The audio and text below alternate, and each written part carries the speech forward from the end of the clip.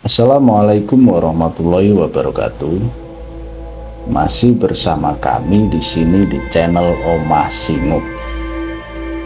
Jadi saya akan membawakan sebuah cerita yang berjudul Kembang Dua. Jadi cerita ini mengisahkan tentang seorang perempuan yang kami samarkan namanya, sebut saja dia Gendis, yang saat itu mau melangsungkan pernikahan. Di era 90-an kala itu di Jawa, masyarakatnya masih kental dengan aroma tradisi adat Jawa yang kalau ingin menikah, biasanya semua perlengkapan menjelang pernikahan yang mempersiapkan semua itu adalah orang tuanya.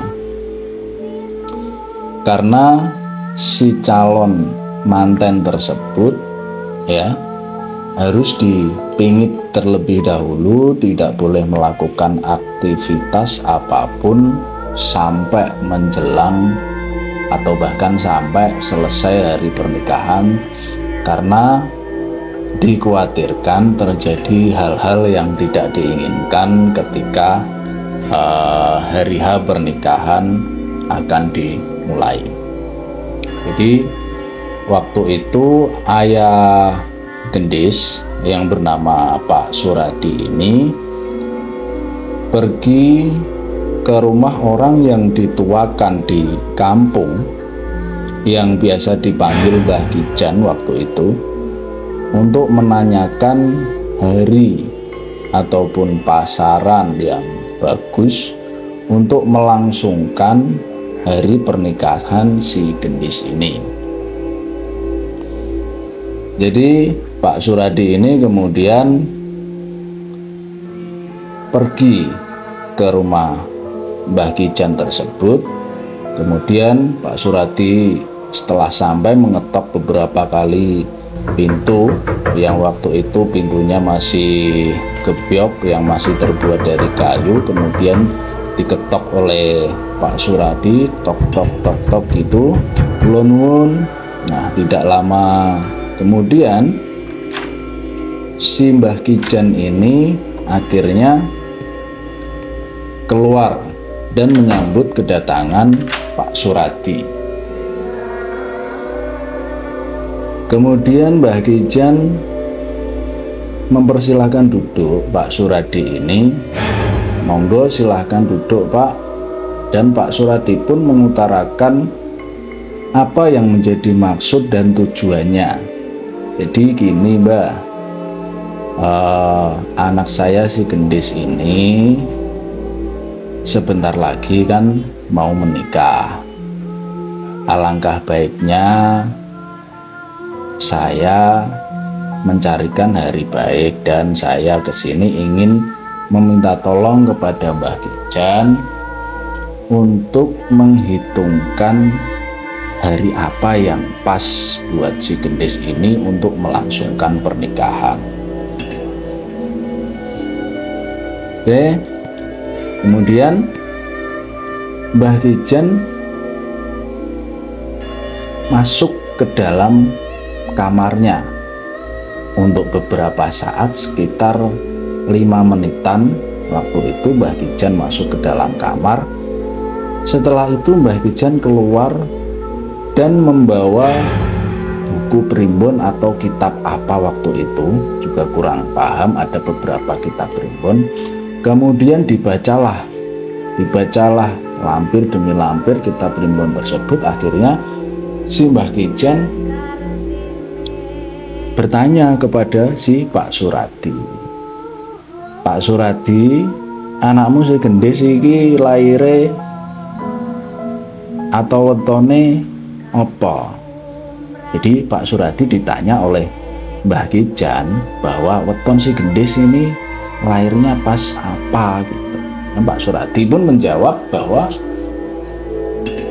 lahirnya si Gendis itu adalah Minggu Pon, dan weton si calon suami Gendis adalah Rebo Kliwon. Kemudian Mbah Kijan pun kembali melakukan hitungan-hitungan. Jadi sesuai dengan adat Jawa, mungkin ada pitungan-pitungan tertentu, ada hari-hari baik. Kemudian Mbah Kijan ngomong, ngene, pasaran bocah loro iki minggu pon jumlahe 12, karo Rebo Kliwon iku jumlahe 15. Dadi nek dijumlah iku ketemune 6. Artine mengko nek kawin sering dadi gunemane tangga utawa wong-wong sing cerak karo anakmu. Jadi Mbah Kijan ini menjelaskan bahwa si gendis dan suaminya wetonnya ini kurang bagus, karena kalau dijumlah dan menurut perhitungan Jawa itu ketemunya akan menjadi perbincangan, banyak menjadi muncul gosip antar tetangga nanti suatu saat gendis ketika telah melangsungkan pernikahan. Akan tetapi Mbah Kijan tetap memberikan solusi kepada Pak Suradi bahwa miturut pitungan Jawa, tanggal sing paling apik kanggo gendis melaksanakan perkawinan yaitu ada di Rebo Pahing. Terus kanggo syarate pas anakmu rabi, si gendis iki kudu mbok bancai nggawe bubur abang, dikajatke ngundang tangga teparo. Jadi Mbah Kijan mengutarakan bahwa ketika nanti gendis ini melangsungkan pernikahan di hari hanya, Pak Suradi ini disuruh oleh Mbah Kijan untuk membuatkan syarat, yaitu bubur merah, bubur yang dicampur dengan gula merah, untuk sebagai persyaratan agar perkawinan gendis ini bisa langgeng, banyak rezeki tentunya dan lain sebagainya. Oke, akhirnya setelah Pak Suradi dan Mbah Kijan ini selesai ngobrol-ngobrol, tak terasa waktu pun sudah larut malam dan Pak Suradi pamit pulang. Ketika Pak Suradi pulang sudah beberapa langkah meninggalkan rumah Mbah Kijan, tiba-tiba si Mbah Kijan ini memanggil, Pak Suradi sebentar, ada yang mau aku bicarakan soal anakmu. Apa itu, Mbah? Kok saya jadi penasaran. Sebenarnya saya itu pengen ngomong, tapi takutnya Pak Suradi menjadi khawatir akan hal-hal yang saya omongkan ini. Oh, enggak apa-apa Mbah Kijan, silahkan diomongin saja kalau itu akan menjadi atau menimbulkan imbasnya baik untuk saya dan anak saya ketika menikah nanti. Oke, Mbah Kijan pun ngomong bahwa sebenarnya weton si gendis ini termasuk weton tulang wangi. Sing weton tulang wangi kuwi paling disenengi karo makhluk-makhluk sing ora ketok mata. Jadi Mbah Kijan ini menjelaskan bahwa si gendis ini memiliki weton yang termasuk ke dalam weton tulang wangi. Yang weton ini itu sangat disukai oleh makhluk-makhluk gaib. Jadi Mbah Kijan pun memberikan syarat lagi kepada Pak Suradi, nanti setelah 7 hari, setelah pitung dino sadurunge tiba dinone anakmu mantenan, jadi 7 hari sebelum si gendis ini melangsungkan pernikahan, Pak Suradi berpesan bahwa Mbah Kijan ini berpesan kepada Pak Suradi agar selalu memberikan kembang boreh yang ditaruh di bawah tempat tidur, atau orang Jawa biasa menyebut ngisor longan, selama 7 hari sebelum Gendis melangsungkan pernikahan. Akhirnya Pak Suradi pun pulang dengan jalan kaki melewati jalan setapak di tepi perkampungan. Suasana jalan waktu itu sepi dan Pak Suradi hanya menggunakan senter sebagai penerangan. Waktu malam itu hanya terdengar langkah Pak Suradi yang menggunakan sendal jepit dan suara jangkrik yang terdengar, hanya suara jangkrik yang terdengar saat itu. Di tengah perjalanan ketika melewati sebuah pohon nangka di perkebunan warga tentunya, tiba-tiba terdengar suara buah. Sontak Pak Suradi pun kaget. Dia berpikir bahwa ada buah nangka yang jatuh dari pohon. Walaupun kaget, Pak Suradi ini malah menjadi penasaran akan pusat atau apa yang jatuh itu barusan.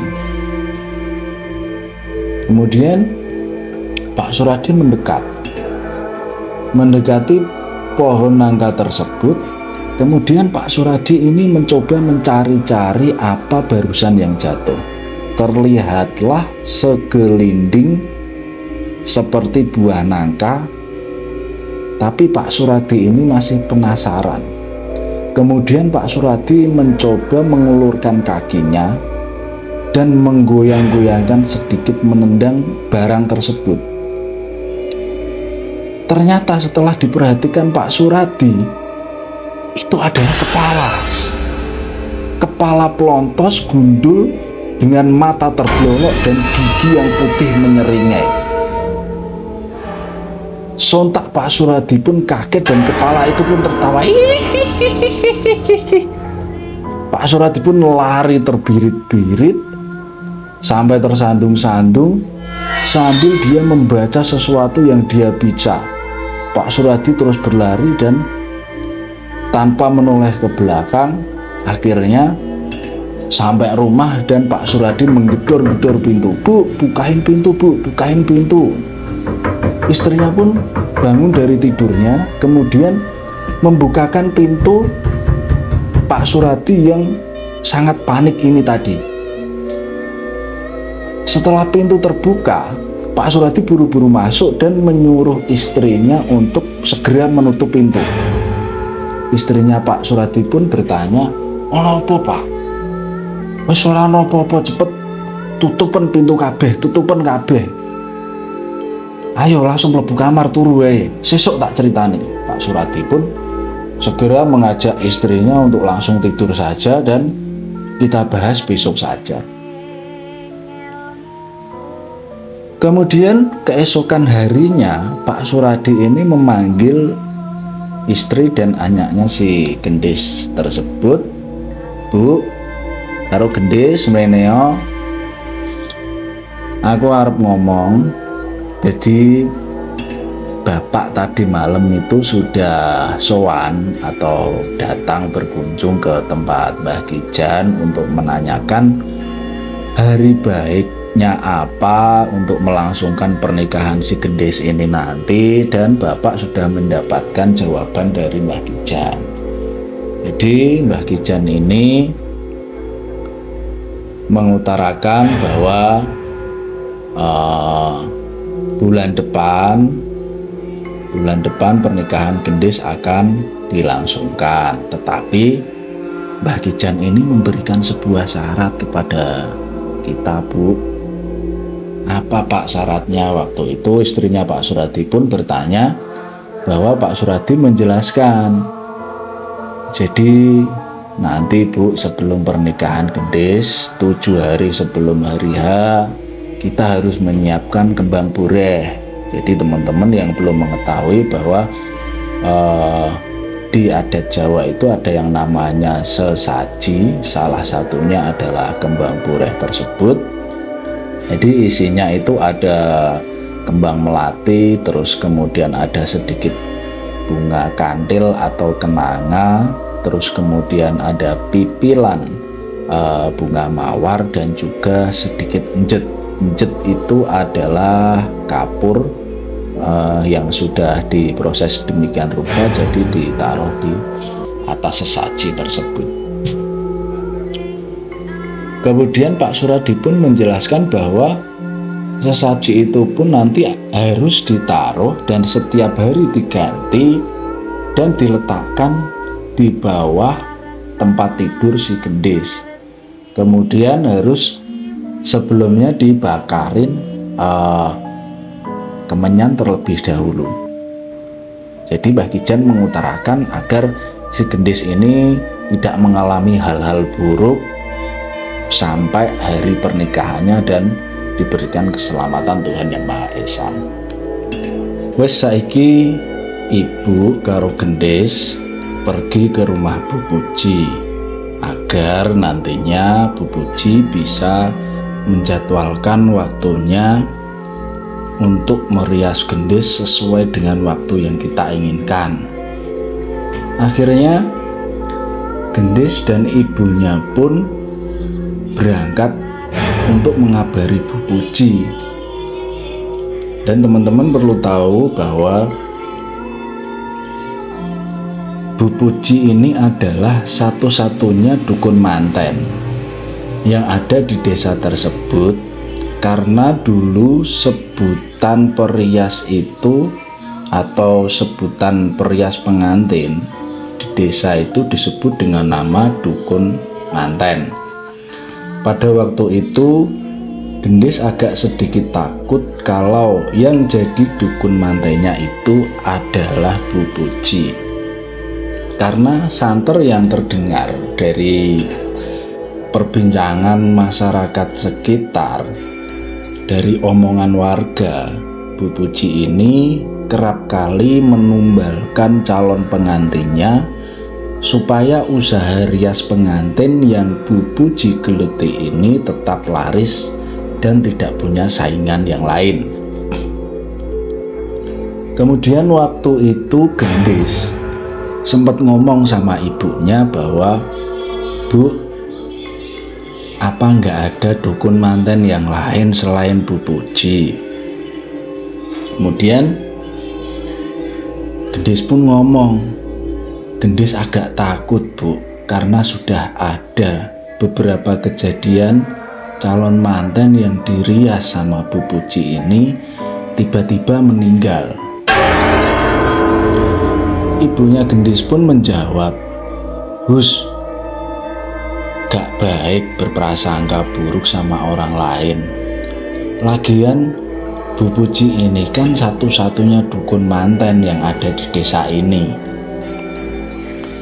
Akhirnya gendis pun menuruti perkataan ibunya dan mereka segera pergi untuk menemui Bu Puji, si dukun manten tersebut. Sesampainya di sana, sesampainya di rumah Bu Puji, gendis dan ibunya pun terkejut karena dukun manten ini langsung menyambutnya di depan pintu gerbang, seolah-olah tahu akan kedatangan gendis dan ibunya. Padahal gendis dan keluarganya ini belum pernah memberitahukan atau mengabari Bu Puji ataupun warga lainnya kalau mereka akan datang hari ini ke rumah Bu Puji. Dan Bu Puji ini pun langsung merangkul pundak si gendis, "Ayo Nduk, kita masuk rumah saja, kita ngobrol-ngobrol, kita bincang-bincang. Kamu maunya nanti waktu hari pernikahan itu dirias yang seperti apa?" Akhirnya mereka pun masuk ke dalam ruang tamu Bu Puji. Di situ pun sudah ada beberapa pajangan-pajangan gaun pengantin dan kebaya, kemudian sanggul dan perlengkapan lainnya. Mereka pun ngobrol mengenai beberapa pilihan busana kebaya dan busana yang akan dikenakan gendis nantinya waktu pernikahan. Di sela-sela perbincangan, Bu Puji ini pun menyeletuk menanyakan weton si Gendis. Nak Gendis, kalau boleh tahu, weton Nak Gendis ini apa ya? Gendis pun sontak kaget dan langsung membalas, mohon maaf Bu, untuk apa ya Ibu menanyakan weton dan tanggal lahir Gendis? Kemudian Bu Puji pun melihat Gendis dengan tatapan yang sangat tajam. Bu Puji pun menjawab apa yang telah diutarakan Gendis. Gendis, menjadi dukun manten itu tidak mudah. Banyak ritual-ritual dan tuntunan pakem yang harus dilakoni agar manten yang dirias ini nantinya bisa keluar aura kecantikannya saat menggunakan gaun pengantin. Nah, akhirnya Gendis pun tidak bisa berkata apa-apa karena menaruh curiga yang sebelumnya mendengarkan omongan-omongan dari orang bahwa Bu Puji si dukun manten ini kerap kali menumbalkan calon mantennya, dan Gendis pun merasa agak takut waktu itu. Kemudian Gendis pun terdiam tetapi sambil menaruh rasa khawatir tentang apa yang direncanakan oleh Bu Puji. Kemudian hari ke-7 sebelum pernikahan Gendis pun tiba. Pak Sunardi menyuruh istrinya ke pasar untuk membelikan kembang bureh dan ubo rampe seperti jajanan pasar, kemenyan, dan menyuruh istrinya ini untuk membuat sego buceng untuk perlengkapan sesajinya nanti. Jadi teman-teman yang belum tahu, sego buceng itu adalah bentuknya seperti terbuat dari nasi, seperti nasi tumpeng, tapi ukurannya kecil yang berbentuk segitiga. Biasanya alasnya itu adalah daun pisang, kemudian di atasnya dikasih terasi dan cabai merah, kemudian yang ditusuk ke nasi buceng tersebut. Kalau orang Jawa kuno pasti selalu memakainya ketika ada acara adat istiadat yang diselenggarakan untuk perlengkapan sesaji. Kemudian tiba Gendis mulai dipingit dan dilarang melakukan aktivitas apapun untuk menghindari hal-hal yang tidak diinginkan, dan hal ini pun telah umum dilakukan masyarakat pada waktu itu. Di hari pertama peletakan kembang bureh di kamar Gendis, ibunya menaruhnya di bawah kasur atau ngisor longan kalau orang Jawa menyebutnya. Tidak ada kejadian apapun, semua berjalan normal seperti biasanya hingga hari ketiga. Malam harinya baru Gendis ini mulai bermimpi aneh. Di situ Gendis menjelaskan bahwa dalam mimpinya itu Gendis merasa dia berada di sebuah dapur, atau orang Jawa menyebutnya pawon.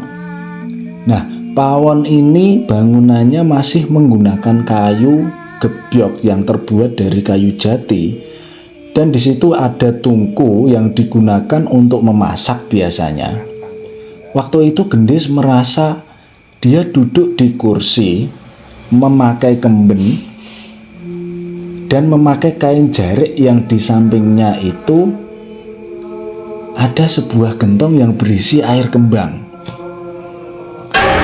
Lalu di sebelah Gendis ini ada 3 orang perempuan, yang satu memegang dupa dengan berdiri yang sudah dibakar dan mengeluarkan asap dengan aroma kemenyan yang sangat menyengat. Sambil memegang dupa tersebut, si wanita ini itu sambil melantunkan kidung-kidung Jawa.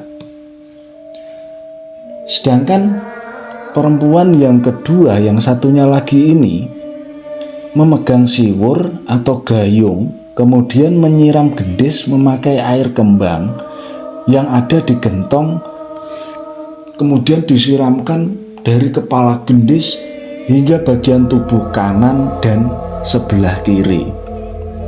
Tetapi anehnya, perempuan parubaya yang ketiga ini, dia seolah-olah sibuk memasak di pawon tersebut, dan dia sambil nginang atau mengunyah susur, atau bahasa Indonesianya nyirih, dan dengan samar-samar gendis memperhatikan. Dalam hati dia berkata, "Loh, ini kan seperti Bu Puji, di pengantin yang kemarin aku datangi itu." Kemudian sosok wanita yang mengunyah sirih ini berjalan menghampiri gendis sambil nginang sirih yang telah dikunyah-kunyah, dan gigi serta mulutnya berwarna merah pekat, kemudian meludahkan kunyahan sirih itu ke muka gendis. Bah! Seketika gendis teriak dan bangun dari mimpinya.